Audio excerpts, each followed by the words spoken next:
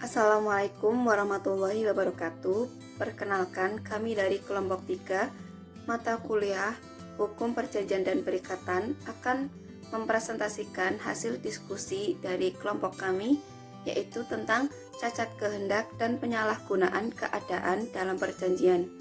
Adapun anggota dari kelompok kami yaitu Elza Mafiro, NIM 1219096, Meilia Laila Hanum, NIM 1219098, Ana Mailah Aryani, NIM 1219099, Usfatun Hasanah 1219100, Maulida Az-Zahra Putri 1219101. Kemudian saya akan menerangkan sedikit tentang cacat kehendak. Cacat kehendak adalah kecacatan dalam pembentukan kata sepakat dalam suatu kontrak atau perjanjian. Cacat kehendak ini adalah tidak sempurnanya kata sepakat.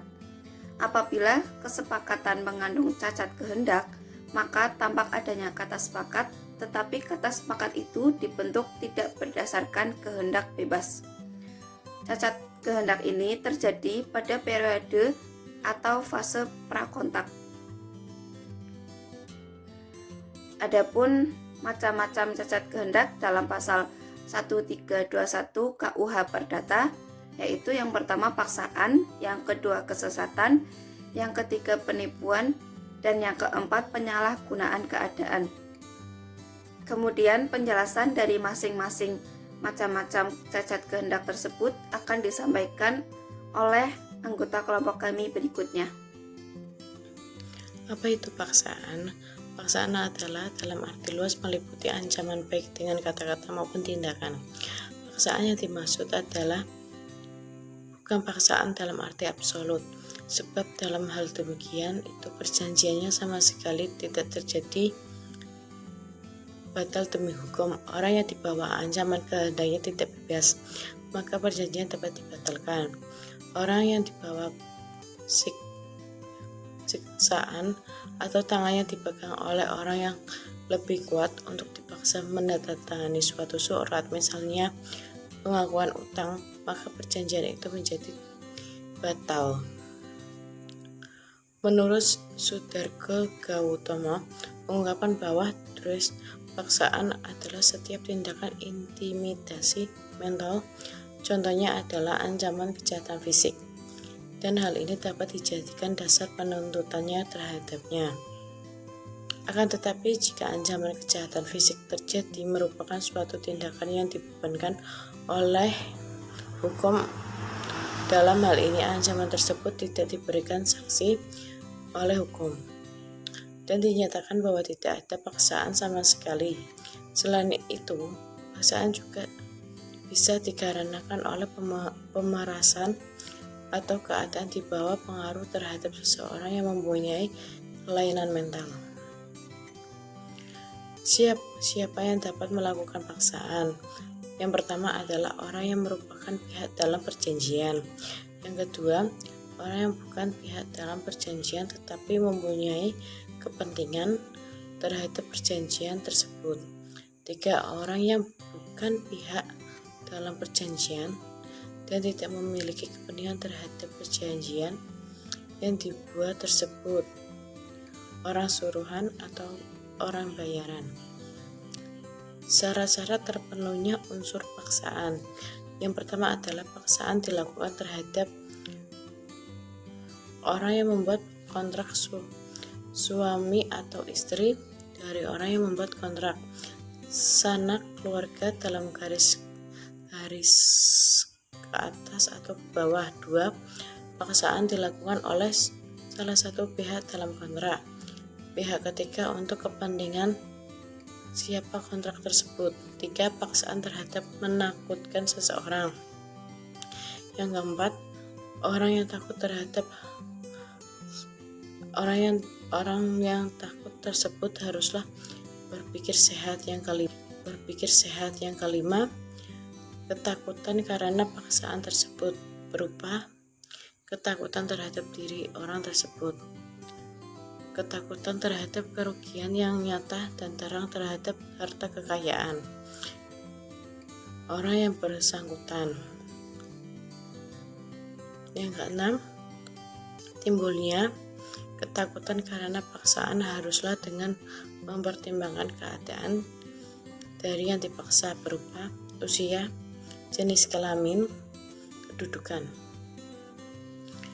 Ketakutan bukan untuk hormat dan patuh kepada orang tua atau sanak keluarga tanpa paksaan. Yang kedelapan, setelah terjadi paksaan, kontrak tersebut tidak telah dikuatkan dengan tegas atau diam-diam.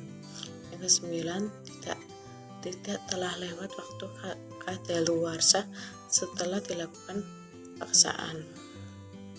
Bagaimana akibat hukum akibat adanya paksaan?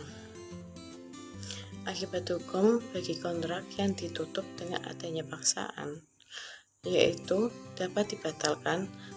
Dalam hal ini dapat terpenuhinya syarat objektif. Dalam pasal 1320 BW, syarat subjektif itu adalah kesepakatan dalam kecakapan berbuat.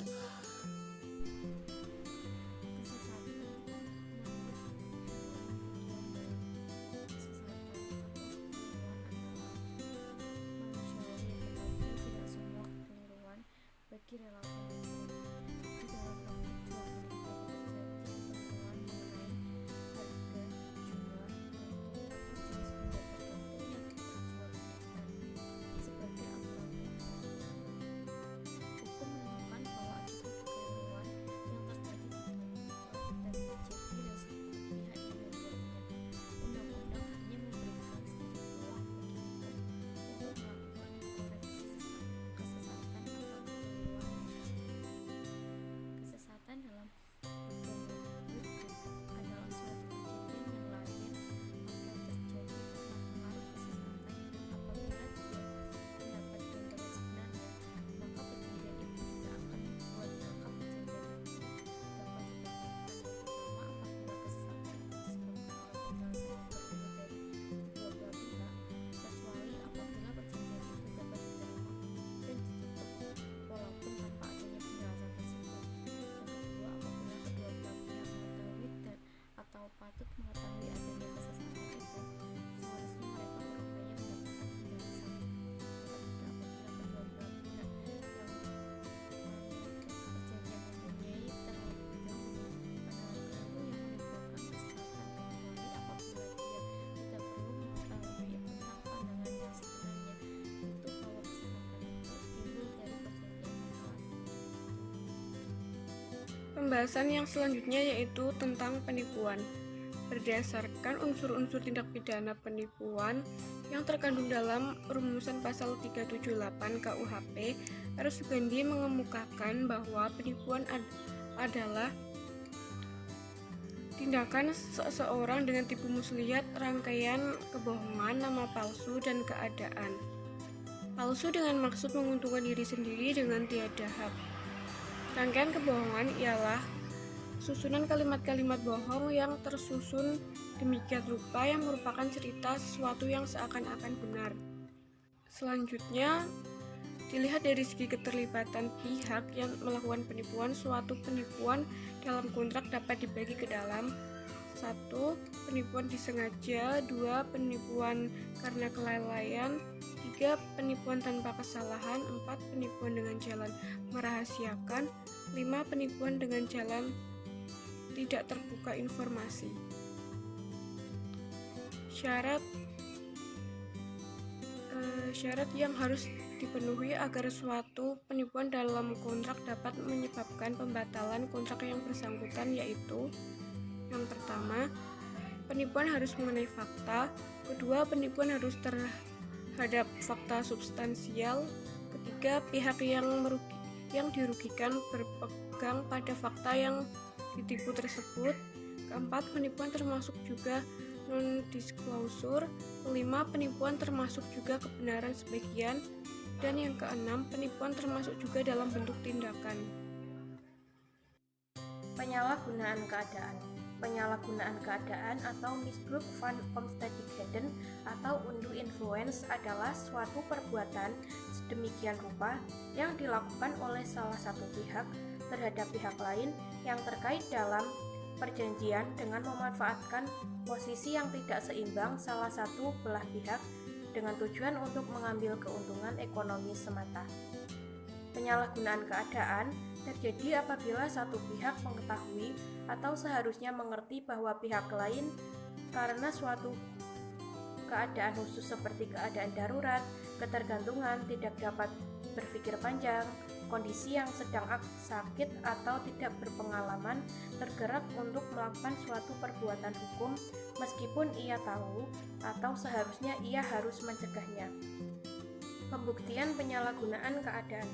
Untuk menentukan ada tidaknya penyalahgunaan keadaan, indikator yang dapat menjadi patokan adalah 1. Dari aspek formulasi perjanjian, prestasi dan kontra, prestasi yang dibebankan kepada para pihak tidak berimbang secara mencolok dan bahkan tidak patut. 2. Dari aspek proses ditutupnya perjanjian.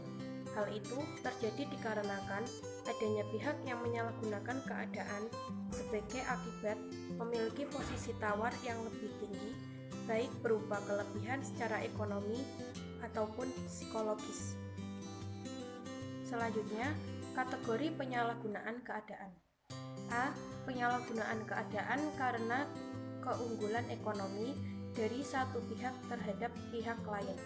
Persyaratan untuk dikatakan adanya penyalahgunaan keadaan karena keunggulan ekonomis adalah sebagai berikut. 1. Satu pihak harus mempunyai keunggulan ekonomis terhadap yang lain. 2. Pihak lain terpaksa mengadakan perjanjian.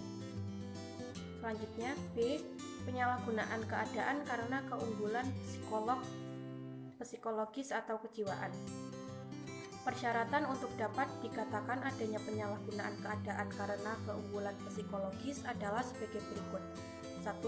Salah satu pihak menyalahgunakan ketergantungan relatif seperti hubungan kepercayaan istimewa antara orang tua dan anak atau atasan dan bawahan, suami dan istri, dokter dan pasien, pengacara dan klien, dan lain sebagainya.